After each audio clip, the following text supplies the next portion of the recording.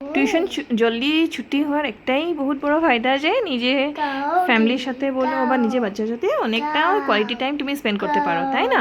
আজকেও আমার তাই হয়েছিল, যেহেতু স্কুলগুলোর বিহু হলিডেজ চলতেছে সেই জন্য আজকেও টিউশনটা আমার মোটামুটি 4:30 ছুটি হয়ে গেছিলো আজকে। তারপরে ওর বাচ্চার সাথে অনেকটা কোয়ালিটি টাইম স্পেন্ড করলাম, যেমনি আউটডোর অ্যাক্টিভিটিস বগেরা যা থাকে।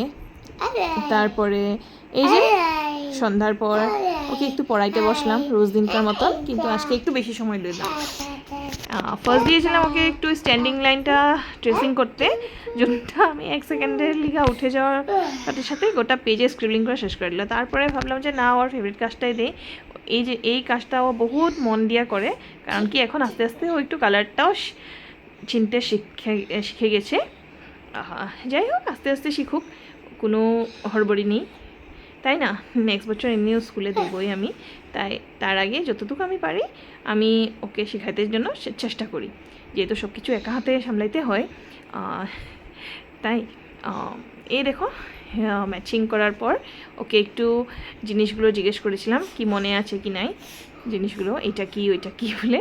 তো দেখলাম যে ঠিকঠাকই ওর মনে আছে। এ দেখো মধ্যখানে ও আমাকে একটু আদর করেও দিল। এইসব করেই আজকে আমার সন্ধ্যাবেলাটা পার হইল। চলো টাটা, বাই।